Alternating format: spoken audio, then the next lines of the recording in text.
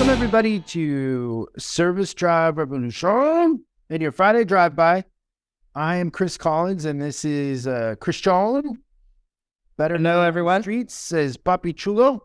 And this is where we answer your questions. What is on your mind that's keeping you from being the best version of yourself, or just overall being happy and feeling like you're doing a good job and contributing in the world?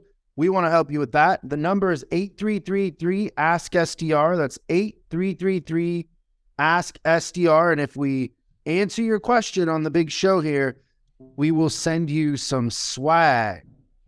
Elite swag. No other way to get it other than by making these beautiful calls. Let's go to the question of the day. Hey, Chris. My name's Alex. I'm a service manager of a Chrysler dealer in Metro Detroit.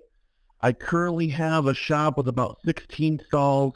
I have certified techs in all of them to about a 1.5 stall to tech ratio.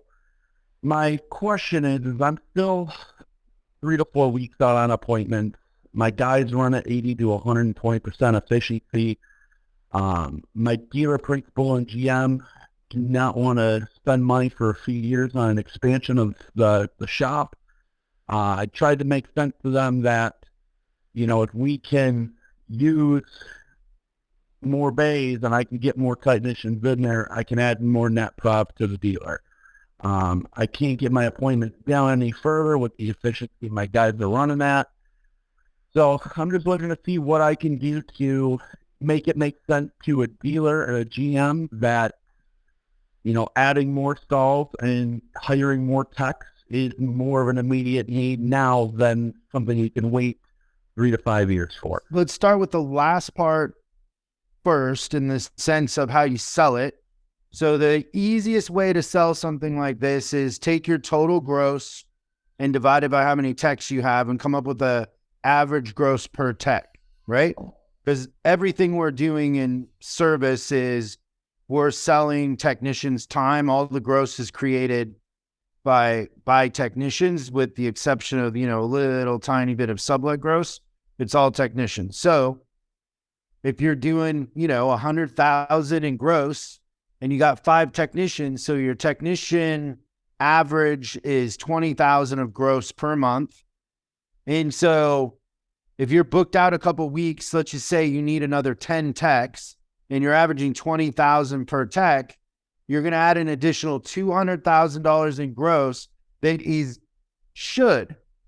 Now remember, this isn't sales, this is gross. Should go right to the bottom line, because you shouldn't have to add a lot of overhead. Maybe if you add 10 technicians, you need another parts guy, but you don't, service advisors, if your pay plan's good, they're paid as a part of that. So most of that 200,000 should go right to the bottom line. So that's how I'd make the business case.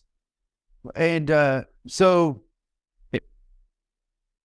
the other simple answer is rent's going on 24 hours a day. So you can go to 3 12s, 4 10s. You can do split shifts. You can be open 7 days a week. There's all kinds of things that you can do to maximize that. Doing a complex schedule, I would suggest you, maybe get on a strategy session and think about our coaching group for something like that. Cause it's not something without knowing more stuff. It's not something that Christian and I would be able to lay out for you here, but alternative schedules are pretty easy. And most of the time, just on the surface, we can add 30% to your production without even any difficulty whatsoever.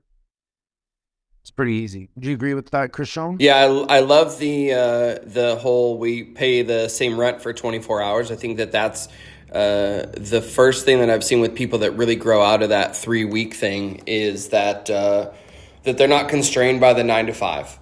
That it's like, oh, okay, so we can work earlier, we can work later, we can work another shift. There's cases where some dealers are working overnight. But the other thing to remember is that the longer you're out on appointments, the lower your RO value. I guarantee that that's the case, because imagine waiting 3 weeks to get in for service, and then someone talks to you about preventative maintenance. You're like, no, I waited 3 weeks to get in here. I'm not going to wait any longer. at the end of the day, I think that that there's a lot of ways to slice the apple. The other thing I think that was interesting, did you hear him talk about his tech to stall ratio? 1.5. Yeah, so 1.5 to 1. So if he has, I'm just using a round number. So if he has 15 stalls, that means he's got 10 techs. So I would also make sure that, the people that have 2 stalls, that they need them, because a lot of people can do a lot of damage on a 1 stall. They just don't know it yet. So so there might be some opportunity for growth without even doing any crazy stuff. But you got 5 ways you can attack this. So. Well, yeah, he might have a heavy mix of truck, right? Because it is, he said he's in Detroit. Yeah, and it's a CDJR. So It's possible. Great stuff. Thanks, Alex. So remember, the number's 8333 Ask SDR. And if we play your question on the big show, we will send you a swag bag. Yep. Soon we'll be sending my socks, my dirty socks. Nobody wants that. Yeah, that's a good point. Thanks, Alex. We'll see you guys all next time on Service Drive Revolution. Thanks for watching this week's Drive By. I hope we gave you something to think about over the weekend. We're uploading new stuff every day, so make sure you subscribe and click the bell icon so you don't miss out. If you have a question you'd like us to answer on the show, call 8333 Ask SDR and we'll answer your question on the show. That's 8333 Ask SDR. For special deals on our books and training, head over to offers.chriscollinsinc.com. Now that's offers.chriscollinsinc.com. I'm Chris Collins, and I'll see you in the next video.